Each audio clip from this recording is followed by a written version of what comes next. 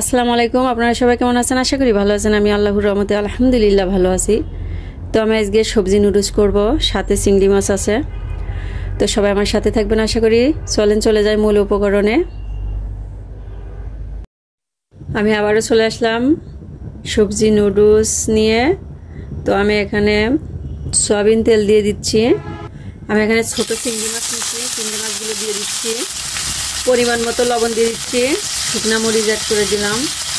আমি ভালোভাবে উপকরণগুলো মিশিয়ে নিচ্ছি।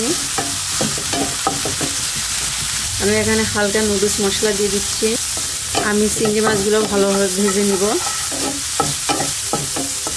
আমি অফ ক্যামেরায় চিংড়ি মাছগুলো ভালোভাবে ভেজে নিচ্ছি। আর চিংড়ি মাছ ভাজলে সুন্দর একটা ঘ্রাণ বের হয়।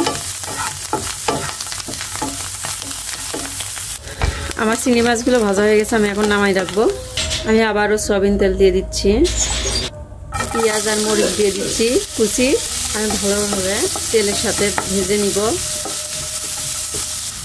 আমি আবারও আর একটু তেল দিয়ে দিচ্ছি। আমি এখানে জিরা দিয়ে দিচ্ছি।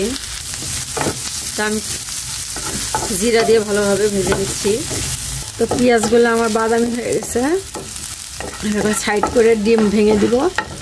আপনারা চাইলে ডিম 3 থেকে 4টেও দিতে পারেন, আমি 2টা দিচ্ছি।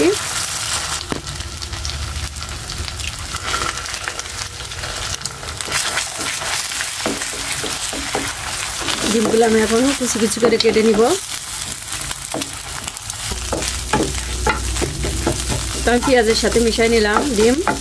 আমি এখানে সবজি দিয়ে দিচ্ছি, ফুলকপি আর গাজর আর পেঁয়াজের ফুল। তো আমি প্রেশার কুকারে একটা শীষ দিয়ে নিছি, লবণ আর একটু শুকনা মরিচ দিয়ে আর চাপ মশলা দিয়ে আমি একটা শীষ দিয়ে নিছিলাম। এখন আমি ভেজে নিব। আমি এখন পেঁয়াজ মরিচের সাথে ভালো করে ভেজে নিব সবজিগুলো। আমি এখানে নুডলস মশলা দিয়ে দিচ্ছি কিছুটা। তো আমি অফ ক্যামেরায় ভালোভাবে ভেজে নিচ্ছি। তো আমার সবজিটা অফ ক্যামেরায় ভালোভাবে আমি হালকা ভেজে নিয়েছি। এখন আমি নুডলসগুলো দিয়ে দিব। আমি এখন নুডলসগুলো দিয়ে দিচ্ছি।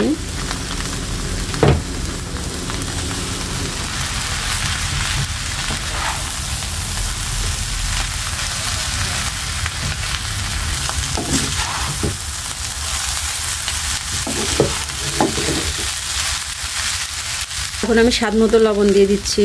আমি এখানে একটু চাপ মশলা দিয়ে দিচ্ছি। আমি এখানে একটু সয়া সস দিয়ে দিচ্ছি। আমি সবগুলো উপকরণগুলো ভালোভাবে মিশিয়ে নিব সবজির সাথে।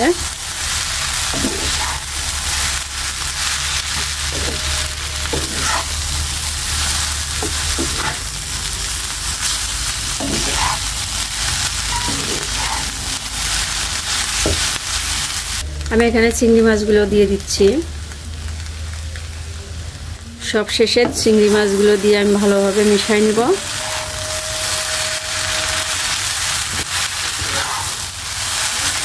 তো আমার আমি এখন নামাই নিব।